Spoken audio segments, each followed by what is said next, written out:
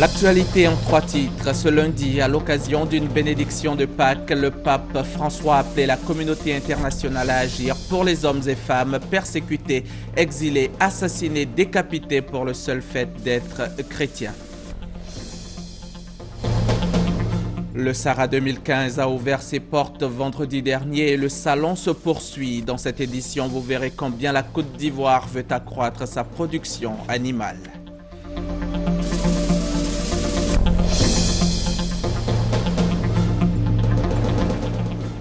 Lundi de Pâques, heureux pour le Néerlandais détenu au Mali par le groupe islamiste AQMI. Il a été libéré aujourd'hui par des forces spéciales françaises lors d'une opération dans l'extrême nord du pays. L'otage avait été enlevé à Tombouctou le 25 novembre 2011. Voilà pour le sommaire. Bienvenue dans cette édition. Après la Semaine Sainte, ce lundi de Pâques inaugure un temps nouveau de paix et de joie. Ces mots sont du souverain pontife. Le pape François exhorte la communauté internationale à ne pas rester inerte face à l'immense tragédie humanitaire. Il a également dénoncé les persécutions contre les chrétiens, faisant référence aux 148 étudiants assassinés jeudi au Kenya. À l'occasion de la fête de Pâques célébrée dimanche, des messes ont été dites dans les temples et paroisses ici en Côte d'Ivoire. À Daoukro, par exemple, dans la région de Lifou, les chrétiens se sont retrouvés à la paroisse Saint-Pierre et Saint-Paul. Parmi eux, Henri Konan Bédié, le président du PDCI-RDA. On en parle avec Parga Sorokone. Paroisse Saint-Pierre et Saint-Paul de Daoukro. Il est 9h lorsque le père Ange Acré, vicaire de la paroisse dans son homélie, annonce la victoire de Jésus-Christ sur la mort et le péché. Pour lui, la Pâque est la fête la plus importante de l'année. Jésus, en ressuscitant aujourd'hui, dit à chacun d'entre nous, à chaque être humain, qu'il a en lui la possibilité de pouvoir vaincre les obstacles qui se présentent à lui dans sa vie de tous les jours et parvenir au bonheur que Dieu promet à chaque être humain. Fidèles de Daoukro et fidèles venus d'ailleurs, tous pensent que la résurrection du Christ est le socle de la foi chrétienne. Croire donc en la résurrection de Jésus, c'est croire en la vie éternelle. Nous sommes appelés à marcher dans les pas du Christ. Cette commémoration et cette fête ici nous a permis de sortir de nous-mêmes. Et c'est une invitation pour les Ivoiriens, une invitation à pardonner. L'espérance de la vie éternelle se réalise en ce point-là. C'est pour cela que nous sommes en joie et chaque jour nous nous manifestons pour pouvoir montrer au monde entier que Christ est vivant pour toujours et il est vivant pour nous. Une vie éternelle en laquelle croit également le couple Henri Konan Bédié. Occasion pour le président Henri Konan Bédié d'adresser un message de paix et d'amour à tous les fidèles chrétiens, mais aussi aux filles et fils de la Côte d'Ivoire. Que tous, frères et sœurs, deviennent des hommes nouveaux, parce que dans la miséricorde, ils auraient accordé le pardon. Chant liturgique, danse traditionnelle, dons et quêtes ont meublé cette messe de la Pâque à Daoukro.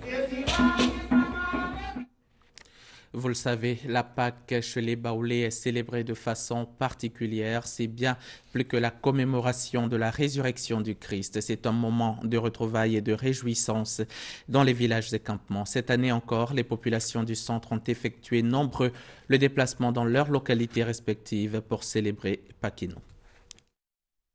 Dans le canton Mamelakpli, dans le département de Sakassou, Pâquino à Fotokwamekro pour cette édition 2015 a été célébré sous le sceau du développement local et de la cohésion. La population dans ses différentes composantes recevait comme invité spécial Jean-Louis Bion, ministre du Commerce, de l'Artisanat et de la promotion des PME. À son arrivée, Jean-Louis Bion est allé se recueillir au caveau familial d'Angwa Kofi, illustre disparu et fils de la région, puis au domicile du doyen des cadres du canton, où il a été reçu par les chefs traditionnels du canton Mamelakpli. Arrivé à Alekpli, le ministre Jean-Louis Bion et le doyen des cadres ont esquissé quelques pas de danse avant d'échanger avec les chefs traditionnels sur la notion de développement. Je voudrais vous remercier. Kongossou, dans la commune de Béoumi, avec une population estimée à plus de 1000 âmes. Ce village, réputé dans la production d'Atiéké, a célébré la Pâque dans la douleur et le réconfort. Ici, des décès ont frappé le village pendant que les citadins y arrivaient. Mais cela n'a pas ébranlé les cadres. Ils ont pu lancer les activités marquant la célébration. Cela pour dire que les moments de tristesse et de joie font partie du vécu des humains. Pâques sans sida, un nouveau concept né du ministère de la Promotion de la Jeunesse, des Sports et Loisirs.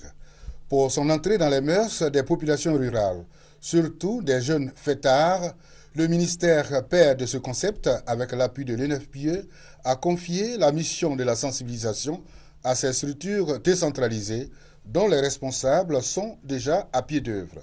À Bouaké, la campagne a démarré effectivement dans les gares routières. Direction Mossou à Grand Bassam. À partir de ce lundi de Pâques, c'est la génération Bloussouet qui a la gestion du pouvoir exécutif. Un pouvoir que les membres de cette génération exerceront pendant 30 ans au moins. Le ministre d'État Ahmed Bakayoko était à cette passation de pouvoir. Il était parrain de la cérémonie. Le compte-rendu de notre reporter Ami Sissoko. Parade en pirogue et danse guerrière. Voilà les deux temps forts de cette fête annuelle. Nous sommes à la traditionnelle fête de génération de Béini à Moossou, ce village situé au nord-est de Grand Bassam. Après près de 40 années de règne, la génération Blénipoué passe aujourd'hui le flambeau à la génération Bleussouet.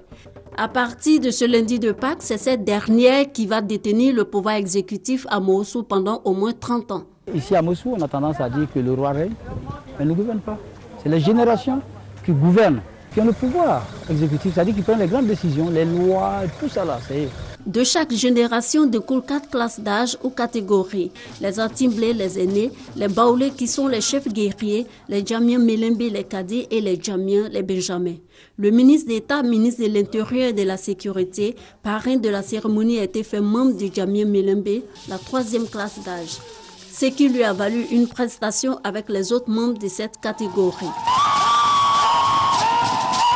Ahmed Bakayoko, après avoir fait un don de près de 6 millions de francs CFA au nom du chef de l'État, salue ce modèle de démocratie. Les sociétés qui n'organisent pas très bien la gestion du pouvoir créent elles-mêmes les prémices des crises. Nous devons tirer profit des enseignements de ce modèle d'organisation. C'est important. Il faut attendre sereinement que ton tour arrive et quand ton tour arrive, tu attrapes le pouvoir dans le bonheur, dans l'harmonie, avec la bénédiction de tous. La fête des générations est aussi un moment de découverte et de curiosité pour les participants. Ce que j'ai vu, c'est vraiment l'Afrique profonde. C'est le mysticisme, c'est formidable et vraiment ça m'a beaucoup interpellée. J'ai apprécié surtout cette succession de la génération et de transfert de la responsabilité de gérer. Cette fête des générations à Moossou est le symbole même de la préservation des valeurs traditionnelles et l'épanouissement du peuple abouré. La 11e édition du FICAD, c'est fini. Le Festival international de la culture et des arts de Daoukro vise, et je vous le rappelle, à promouvoir le patrimoine culturel de la Côte d'Ivoire en général et celui de la région de l'Ifou en particulier. Thème de sensibilisation cette année, les industries culturelles et touristiques face aux défis du développement local. Konepar Gassoro revient de Daoukro, son reportage. Comme le coucher du soleil, les portes du Festival international de la culture et des arts de Daoukro FICAD 2015 se sont refermées. Le président Nicolas Bédé a déjà pris le FICAD, ça vaut de près FICAD. C'est venu par moi peut-être, ça ne va partir plus, je confie le FICAD et Daoukro. Autorités administratives et coutumières, cadres et élus de la région, tous étaient présents. Occasion pour Béatrice Dibi, représentant le ministre d'État, ministre des Affaires étrangères, Charles Kofi Dibi, parrain du FICAD 2015, d'encourager les organisateurs. C'est vraiment une portée sociale, mais surtout culturelle. Donc c'est pour les populations. C'est vraiment une belle fête qui, pour une fois, n'est pas une fête politique, c'est une fête pour les populations. Et donc, je voudrais vous remercier de participer vraiment et de jouer le jeu. Cette cérémonie a vu également la participation du maire de la commune d'Atekoubé, Dao Paulin, en sa qualité de président d'honneur. Les groupes traditionnels et les artistes ont fait montre de leur savoir-faire. Les danses traditionnelles d'Aswakro et de Benanou de Daoukro, le tam-tam parleur et la fanfare traditionnelle Ablapoku de Daoukro, le Zaouli de Mafla, invité spécial de cette 11e édition du FICAD, ont rivalisé d'ardeur.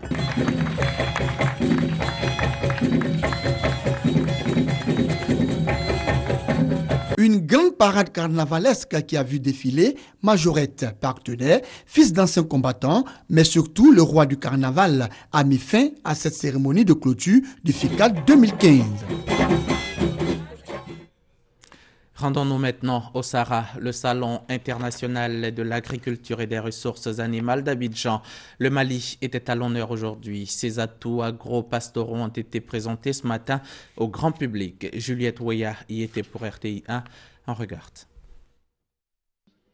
Le Mali montre son savoir-faire au Salon de l'agriculture et des ressources animales 2015.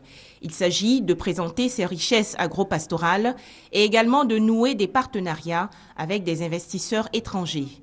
Le pays regorge en effet d'importantes potentialités, notamment 43,7 millions d'hectares de terrains utilisables pour l'agriculture et l'élevage. Le Mali, il pèse aujourd'hui plus de 10 millions de bovins, plus de 24 millions de petits ruminants, plus d'1 million de dromadaires. Pour sa production 2015-2016, le Mali envisage plus de 800 000 tonnes de riz paddy, plus de 30 000 tonnes de maïs et enfin 95 000 tonnes de poissons frais. Cependant, beaucoup reste à faire pour atteindre l'autosuffisance. Le hic que nous avons à ce niveau, c'est la transformation de ce secteur bétail sur pied en viande. Nous avons l'analphabétisme, mais des efforts sont en train d'être consentis avec la création des directions de l'alphabétisation. À travers le Salon de l'agriculture et des ressources animales 2015, le Mali espère relancer sa coopération avec la Côte d'Ivoire. Les échanges s'étaient aménagés à un moment donné pendant la crise, mais elles sont réparties de plus belle. Une raison à ça, c'est que la Côte d'Ivoire demeure un marché destinataire principal pour les produits animaux du Mali. Et nous dépendons souvent de la Côte d'Ivoire pendant la période de soudure pour le maïs. La délégation malienne va rester au Sahara 2015 jusqu'à sa clôture le 12 avril prochain pour nouer davantage de partenariats. Et demain, mardi, les projecteurs seront braqués sur la France qui sera présente au salon avec 38 entreprises et institutions exposantes dans le cadre de sa relation historique et durable avec le secteur agricole et agroalimentaire ivoirien. Le pavillon France au Sahara 2015 sera marqué par un séminaire sur les semences. Le thème, les filières semencières françaises et ivoiriennes, quelle coopération pour nos deux pays. C'est donc demain mardi au Sahara et ce sera en présence de Georges Serre, l'ambassadeur de France en Côte d'Ivoire. Nous sommes au Sahara, restons-y donc pour découvrir quelques croisements entre plusieurs espèces bovines. La réalisation est signée ministère des Ressources animales et halieutiques. On retrouve Juliette Ouéa. La production de bovins en Côte d'Ivoire couvre 23,4% de la consommation nationale. Pour accroître ce rendement jugé insuffisant, le ministère de la Production animale et des Ressources halieutiques réalise des croisements entre le cheptel local et celui issu de l'Europe, notamment les races limousines, charolaises et montbéliardes de France. Le résultat obtenu est un hybride. Le Salon de l'agriculture et des ressources animales 2015 a été l'occasion pour le ministre Kobenan Kwasi Adjoumani de visiter et de présenter ces bovins issus de croisements. La race charolaise, qui est une race à viande, essentiellement à viande. Ils ont pratiquement 1 an, mais vous voyez qu'à 1 an, ils ont près de 450 kilos.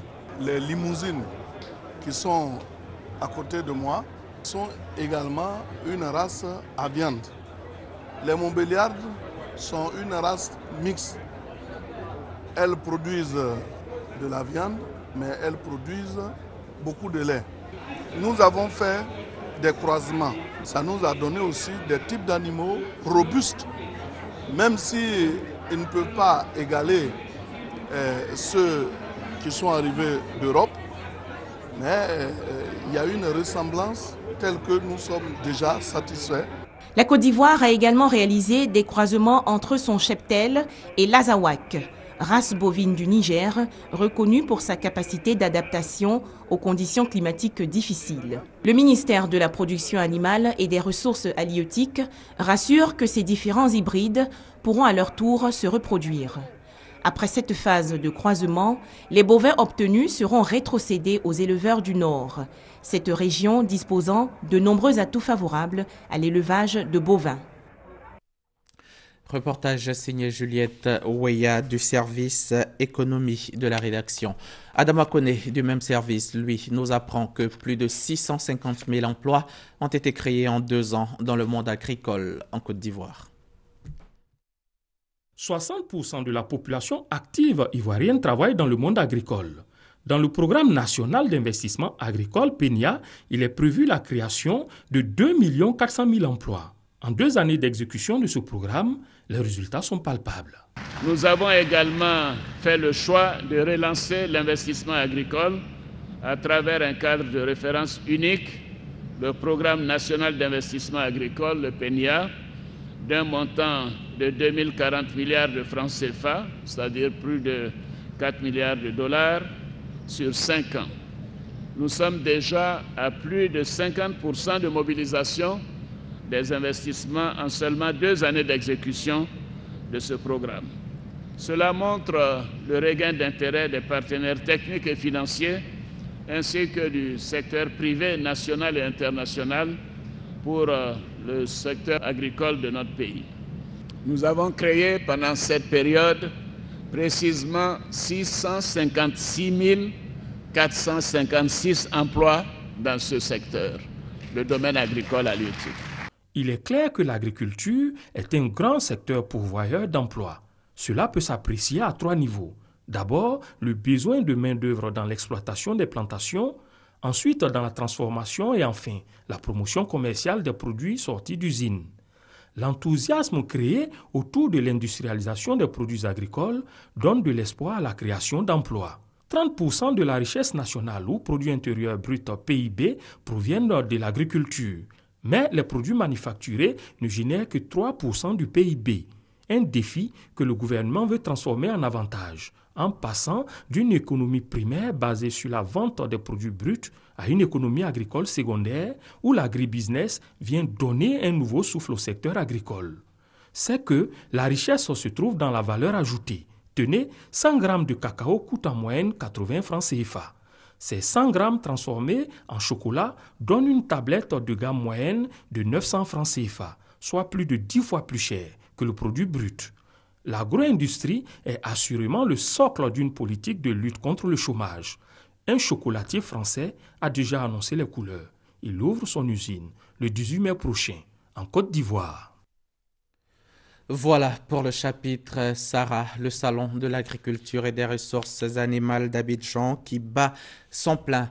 De son côté, par contre, la 4e édition des Assises de la jeunesse a refermé ses portes et ce, depuis le 28 mars dernier. Les Assises, vous le savez, c'est cette plateforme où les jeunes se rencontrent pour débattre de sujets qui les concernent. Concrètement, quels sont les objectifs d'une telle plateforme dédiée à la jeunesse et qu'est-ce qu'elle lui apporte réellement? Élément de réponse maintenant. Abidjan, parc des sports de Trècheville, le 23 mars dernier au matin. Cette longue file de jeunes gens, dossier en main, vient prendre part aux assises de la jeunesse. Depuis 2011, je suis titulaire d'un BTS. Et après avoir fait un stage, je suis là, toujours en quête d'emploi. Et après avoir entendu parler de cette structure, de ce jour, j'ai décidé pourquoi pas mon premier jour d'emploi. Bon, en venant ici, je recherche un plus à ma formation, comment m'orienter sur le terrain du travail et puis essayer de déposer aussi mon CV entre les mains des différents participants pour multiplier mes chances d'emploi.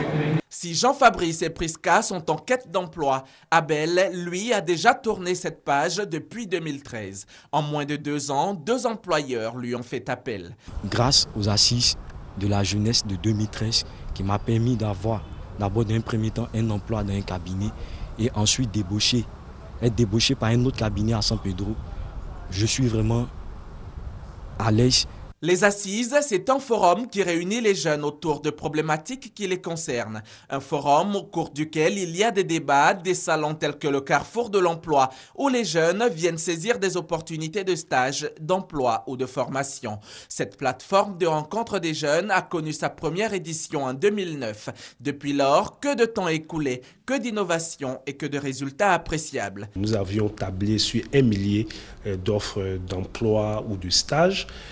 Vous allez en valeur cumulée des emplois, des stages et de la formation qui sera faite par Microsoft et Sikoji, c'est un peu plus de, au bas mot, 3700 opportunités de formation, de stage et d'emploi qui ont été recueillis au cours donc, de ces assises. À cela va s'ajouter le résultat donc, du dépouillement qui est en train de se faire par les autres structures. Pendant ces assises, à côté des entreprises pourvoyeuses d'emploi, l'on note également la présence de structures d'État en charge de la question de l'emploi. Nous avons toutes sortes de personnes, toutes sortes de qualifications.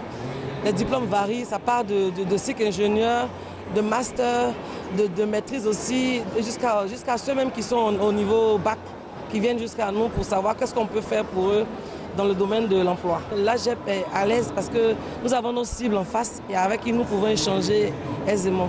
Les assises de la jeunesse sont aussi une plateforme d'échange entre les générations, le lieu même où les jeunes peuvent faire des recommandations. En 2013, 96 suggestions ont été faites et 50 ont été prises en compte. Les jeunes ont demandé par exemple que le processus de mise en place du Conseil national de la jeunesse lancé par le gouvernement à l'époque, que ce processus passe par une phase transitoire, par la mise en place d'un comité ad hoc, comité de pilotage qui regrouperait toutes les organisations de jeunesse et qui allait conduire ce processus. Cela a été acté par le ministre de la Jeunesse, qui était président donc, des assises. Les jeunes ont préconisé des mesures incitatives pour les entreprises qui emploieraient des jeunes ou des procédures facilitées pour des jeunes qui créaient des entreprises. Après 4 jours d'échanges, de partage et d'opportunités, les portes se sont refermées le 28 mars dernier sur l'édition 2015 des Assises de la jeunesse. Ce rendez-vous, désormais incontournable pour entreprises citoyennes, experts, formateurs, gouvernements et demandeurs d'emploi. Les initiateurs envisagent un avenir radieux. Donc, à court terme, il s'agit donc de finaliser le traitement des dossiers de tous les jeunes et de rendre public la liste des jeunes qui ont été retenus pour des stages, des emplois, donc au plus tard le 28 avril. À moyen terme, nous envisageons rééditer donc, le carrefour de l'emploi dans 2 grandes villes, à San Pedro et à Boaké. Et puis à long terme, c'est l'organisation donc, de la 5e édition qui va se faire donc, en novembre 2016, le 1er novembre 2016. Drogue, VIH-Sida, crise de valeurs et bien d'autres sujets qui intéressent aussi bien les gouvernants que les jeunes eux-mêmes ont fait l'objet de discussions et de débats lors de cette 4e édition des Assises de la jeunesse. Même si, selon Mamadou Touré, le cap d'1 million d'emplois promis par le chef de l'État aux Ivoiriens est dépassé, ainsi que l'atteste l'AGEP, l'Agence d'études et de promotion de l'emploi, et le BIT, le Bureau international du travail. Pour le conseiller du chef de l'État chargé de la jeunesse, il n'en demeure pas moins que des efforts doivent être encore consentis pour résorber le chômage, estimé à 9,4% selon le gouvernement. Un chômage qui frappe essentiellement les jeunes. Voilà, un mot de santé dans ce journal. Demain, 7 avril, sera célébrée la 67e journée mondiale de la santé. Une célébration autour du thème « La sécurité sanitaire des aliments ». Les détails avec Victorien Angwa. À l'instar des autres pays du monde, la Côte d'Ivoire célèbre la 67e journée mondiale de la santé. L'édition 2015 a pour thème « La sécurité sanitaire des aliments ». Selon l'Organisation mondiale de la santé, près de 2 millions de décès sont dus à la consommation des aliments de mauvaise qualité dans le monde. Le gouvernement ivoirien réitère ses actions pour la sécurité alimentaire. Aliments mal conservés, avariés, exposés aux mouches et à la poussière sont entre autres facteurs qui font peser des menaces réelles sur la sécurité sanitaire des aliments. Les initiatives du gouvernement ne peuvent porter des fruits sans l'adhésion des populations. Le ministère de la Santé lance donc un appel à l'appropriation du concept « Ma vie, ma santé ». Chaque Ivoirien doit faire de la sécurité alimentaire son quotidien. Reportage signé Marie-Laure Manyessé et Victorien Angwa. On ouvre la page politique de ce journal avec cette promesse de la coordination départementale du RDR de la commune d'Atekoubé. 90% des suffrages aux candidats Alassane Ouattara lors de la présidentielle d'octobre prochain. Léon Brou, reportage. Rentrée politique du RDR sur fond de fête à Atekoubé, c'est que dans cette commune, la victoire du président Alassane Ouattara est déjà acquise. Des réglages comme cette investiture du secrétaire départemental et son bureau ne visent donc que l'amélioration des résultats du scrutin présidentiel à au moins 90% des suffrages exprimés. Une promesse bâtie sur des fondements solides. Nous travaillons au renforcement de notre alliance politique au sein du RHDP. Au plan interne, nous sommes passés de 31 sections à 56 sections et de 4 districts à 7 districts. Nous avons intégré dans nos actions immédiates sur le terrain l'appel de Daoukro.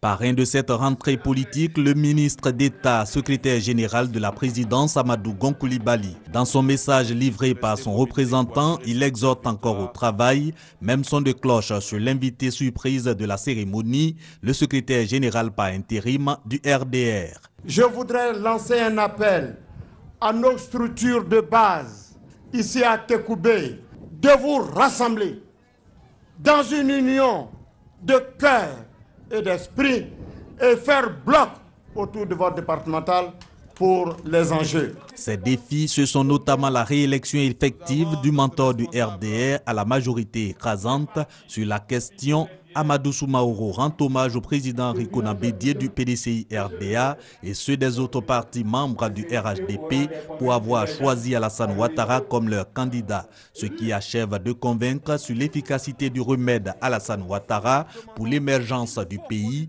et l'épanouissement des populations. C'est surtout l'expression de l'effectivité de la vie de l'Alliance et de la confiance au sein du RHDP. Le RDR, le PDCI, l'UDPCI, le MFA, l'UPC, c'est comme l'œuf et l'oiseau. L'oiseau est dans l'œuf et l'œuf est dans l'oiseau. Autre temps fort de cette rencontre de mobilisation, la distinction des pionniers du RDR et l'inauguration du siège local du parti à Atekoubé. La 3e édition du grand jury de la publicité africaine a pris fin récemment. Ce grand jury qui met en compétition les professionnels du secteur publicitaire a pour objectif de faire la promotion de la créativité et des nouveaux talents. Godefroy Okambawa par Gassoro Kone. Je suis très content d'être récompensé. Et je pense que je disais à mes amis que je suis né dans la bonne génération, mais je pense que aussi je suis dans une bonne équipe. Et c'est un travail d'équipe. Et toute l'équipe est récompensée, c'est une joie pour nous. Pour ce grand rendez-vous des professionnels de la publicité, c'est lui le meilleur. Et sa distinction cadre parfaitement avec l'innovation du grand jury de la publicité africaine, GJPA, pour cette année. Après 2 éditions, ce concours qui s'est ouvert à d'autres pays africains honore les jeunes talents. Nous avons constaté qu'il n'y avait pas de plateforme de célébration et reconnaître le mérite de ces agences. Nous avons décidé pour notre 3e édition de célébrer les précurseurs de la publicité. Des meilleurs réalisateurs aux meilleurs teams créatifs, en passant par les meilleures affiches et les meilleurs spots, toutes les catégories de la publicité ont été primées à cette compétition. D'où l'intérêt du ministère de la Communication à soutenir de telles initiatives. Le secteur de la publicité, c'est un des secteurs clés auxquels le ministère de la Communication tient. Puisque ceux-là qui sont actuellement, qui font la publicité, qui sont en règle, subissent la concurrence déloyale de ceux qui ne sont pas en règle. Donc il est normal que le ministère prenne des mesures afin d'aider ces régies publicitaires-là et ces agences de communication qui créent des emplois. Le grand jury de la publicité africaine, événement majeur consacré à la célébration de la créativité publicitaire, est à sa 3e édition. Pour cette année, 4 pays, le Mali, le Bénin, le Cameroun et la Côte d'Ivoire étaient présents. Le GJPA, un événement qui se veut désormais une plateforme de promotion de ce secteur. Reportage signé par Gassoro Kone, Godefroy Okambawa et Guillaume Zéré. Shaak Raïke, un ressortissant néerlandais enlevé par AQMI, Al-Qaïda au Maghreb islamique le 25 novembre 2011, a été libéré ce lundi de Pâques lors d'une opération conjointe des forces spéciales françaises et de la force Barkhane chargée de la lutte antiterroriste dans les pays du Sahel. Au cours de l'opération qui a eu lieu dans le massif des Ifoghas aux confins du nord du Mali, 2 djihadistes ont été abattus et 2 autres faits prisonniers. Voilà, c'est ici que l'on s'arrête pour ce soir. Merci de nous avoir acceptés chez vous. Très bonne soirée sur RTI 1, la chaîne qui rassemble.